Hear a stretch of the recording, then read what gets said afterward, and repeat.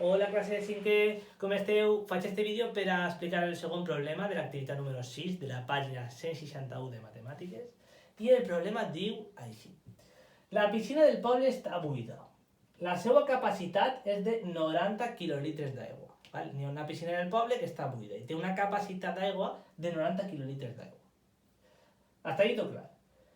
Ha vingut un camió cisterna amb 1.200 hectolitres d'aigua per omplir-la. Es diu que ha vingut un camió cisterna, de que tenen una cisterna darrere gran, i la capacitat d'aquesta cisterna és de 1.200 hectolitres d'aigua. La pregunta del problema és la següent. Després d'omplir-la, la piscina, és a dir, després de que el camió ompliga la piscina, quants decalitres, important, decalitres, ens demana decalitres, no es demana litres, ni quilolitres, ni hectolitres, ens demana la resposta en decalitres. Quants decalitres quedaran en el camió? D'acord? Aleshores, el primer que he de fer, si ens demana decalitres, passar les dades que tinc a decalitres, per a poder operar.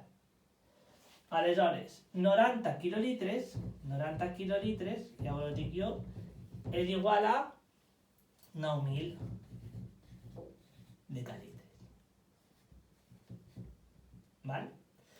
I 1.200 hectolitres és igual a 12.000 decalitres. Molt bé.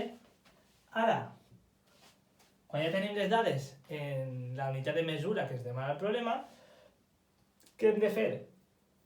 Haurem de fer alguna operació. Si arriba el camió, que té una capacitat de 12.000 decalitres, i es lleva una quantitat d'aigua per omplir la piscina, i aquesta quantitat per omplir la piscina, la capacitat de la piscina és 9.000, doncs si llevem una quantitat d'una altra, és una operació el que hi ha que fer. Penseu quina és l'operació de llevar una quantitat d'una altra i obtindreu el resultat. Molt bé. Este és el segon problema i ara després faré el vídeo del tercer problema. Adeu!